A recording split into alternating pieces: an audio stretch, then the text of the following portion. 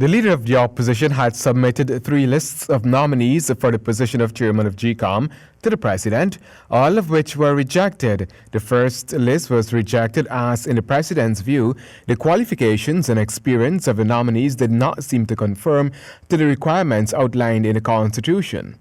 Before the submission of the third list, the president and the opposition met and consulted on the way forward on the selection and appointment of the chairman. In the end, the president moved to appoint Justice Patterson.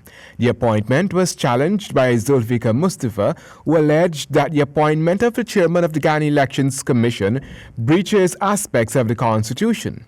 Here is President of the Caribbean Court of Justice, CCJ, Adrian Saunders.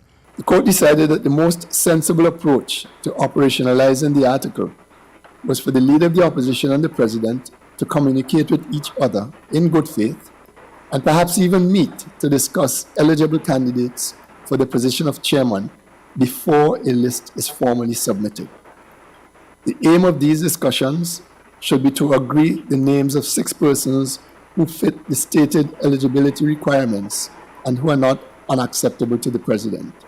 The president of the CCJ noted that the Constitution anticipates that the leader of the opposition and the president will conduct themselves in a reasonable and responsible manner. Eschew partisanship and seek the best interests of the Republic and the Guyanese people. The court was also of the view that the employment of the double negative, not unacceptable, signals that an onus is placed on the president not to find a nominee unacceptable merely because the nominee is not a choice the president would have himself made.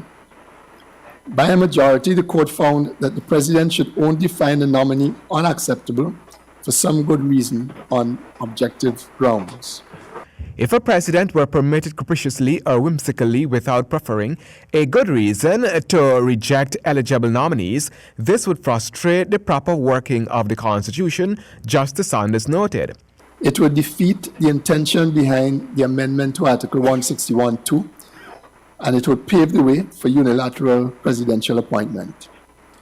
The court found that once the president and the leader of the opposition have hammered out a list of names not unacceptable to the president, the list, comprising those 6 persons, must then formally be submitted to the president by the leader of the opposition, and the president must then select a chairman from among those names. In the court's view, such an approach gives the president a role in the identification of the 6 names, but obviates the possibility that after the formal presentation of the list, the president could suggest that one or more of the names, or indeed the entire list, is unacceptable. The court emphasized, however, that nothing in its judgment was intended in the slightest degree to cast aspersions on Justice Patterson's competence and suitability for the position of chairman of Gecom, nor was there any suggestion that President Granger had not acted in good faith. It, however, ruled that the appointment was flawed and in breach of Guyana's Constitution. Handel Duncan, HGP Nightly News.